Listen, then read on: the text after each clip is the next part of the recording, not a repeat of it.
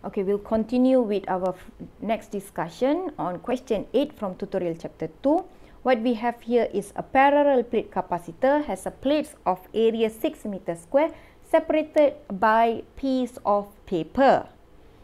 Okay, the dielectric constant and thickness of the paper are 3.7 and 1 millimeter respectively. So what we have here is the parallel plates which has been filled with paper. So kita dah ada dielectric, which is paper you insert between them, which has a dielectric constant of 3.7 and the distance between the plate is 1 millimeter with the area of the plate sebanyak 6 meters square. So the question asks to calculate the capacitance of the capacitor. So sekarang kita nak cari capacitance of the capacitor where the capacitance with dielectric has been filled. So C akan jadi epsilon R C naught. Okay, this one comes from the equation of dielectric constant sama dengan C over C naught. So to find the value of capacitance with dielectric, what you do is you multiply the dielectric constant with your capacitor filled with air itu tadi. So now epsilon R nilai ada, C naught nilai tak ada. However, you can find your C naught by using this equation where C naught is equals to epsilon naught A over D. Okay, so we have C naught is equals to epsilon naught A over D. So now what happened to the equation adalah epsilon R, epsilon naught A over D. So I'm going to substitute all the value here. Epsilon R adalah 3.7, epsilon naught adalah 8.85 times 10 to the power negative 12.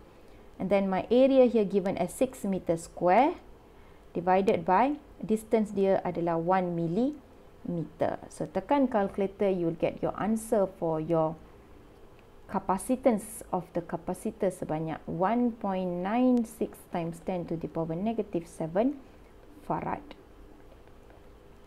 Okay, next the question asks to find the capacitor is connected to 12 mega ohm resistor and a battery. So you have connected the capacitor across a resistor of 12 mega ohm.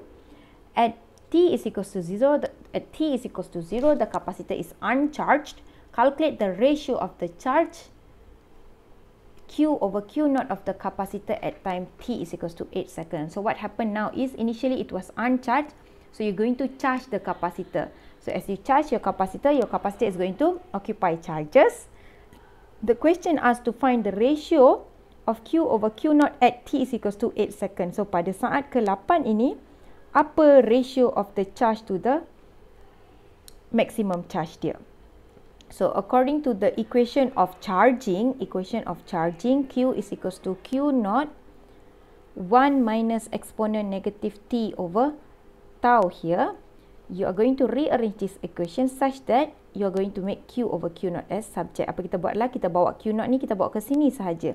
Kita bahagi, you get the Q over Q naught as 1 minus exponent negative t over tau. So kalau kamu perasan, ini adalah apa yang soalan minta, Q over Q naught itu. Kita tak buat apa, kita rearrange sahaja equation itu. So now what are you going to do is, you're going to substitute all the values that you know. Exponent t adalah 8 saat. Tau kamu akan jadi RC, where your tau here is equals to RC, where your R is 12 mega ohm, multiply with your capacitance, dan kita baru cari 1.96 times 10 to the power negative 7 ini.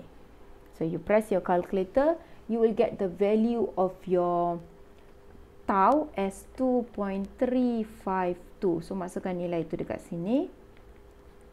Tekan-tekan calculator, you will end up with 0.97 as the ratio of Q to Q naught itu.